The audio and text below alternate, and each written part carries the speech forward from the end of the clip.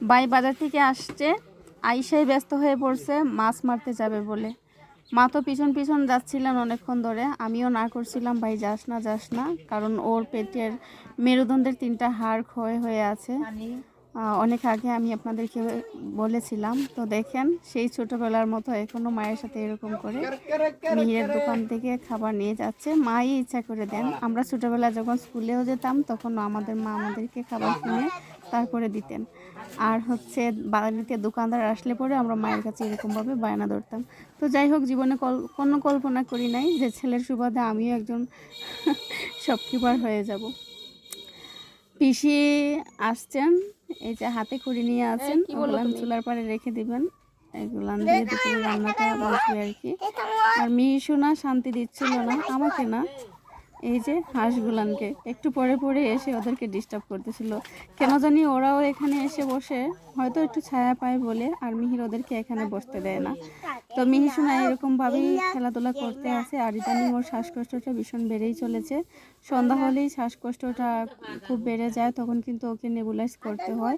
তো ওকে আমি একবার ঘরের ভিতরে বসিয়ে রাখি, আর একবার ও ঘর থেকে বের হয়ে খেলতে চলে আসে। হয়তো একা একা ওরও ভালো লাগছিল না। আজকে সব বাচ্চারা স্কুলে থেকে এখনো আসে নাই, অনেক আগে স্কুলে গেছে। আর এই যে দেখেন আমার ভাই অপেক্ষা করতেছিল যে মা কখন ওকে যেতে আদেশ করবেন তখনই চলে যাবে। তো মিহিসোনা আমার ভাই, আমার বাবা, মা, কাকি, পিসি, মানে সবার সাথে একটা খুব সুন্দর শৈশব কাটাচ্ছে।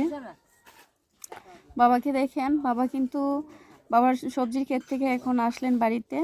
তো বাবাকে বললাম না বসতে থাকলেও বাবা কাজ করতে থাকেন, বসলেও কাজ, মানে কখনো রেস্ট নিতে দেখি, তখনও দেখি না হাতে একটা না একটা কাজ আছে। বাবা বললেন বসে থাকলেও কাজ করতে হবে, বসে বসেও বাবার একটা কাজ হয়ে যায়। তো জানি না কার আয়ু কার রিজিক কোন দিকে দৌড়াচ্ছে।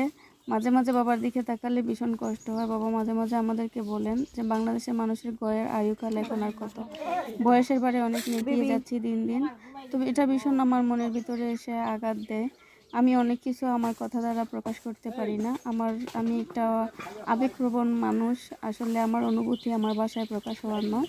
তাই দেখেন আমার বাবাও কিন্তু আমার মিহিরের দোকানের কাস্টমার। বাবাকে আমি কখনো কোনো কিছু খেতে দেখি না তেমনভাবে, তবে মিহিরকে এরকম আনন্দ দেওয়ার জন্য বাবা মাঝে মাঝেই হচ্ছে গিয়ে মিহিরের দোকান থেকে বড়ুর আচার নিয়ে যান। এটা হয়তো বাবার মুখে ভালো লাগে বেশি। আমি অন্য কিছু একদিন খাইতে দিয়েছিলাম, কিন্তু এটা বাবা খান না। আর মিহিরকে খুব এরকমভাবে বাবা হাসান, ওকে আনন্দ দেন। তো বাবা সত্যি আমি তোমার কাছে চিরঋণী, আমার ছেলের শৈশবটাকে তুমি রঙিন করতেছ। সত্যি বাবা তুমি ধন্য।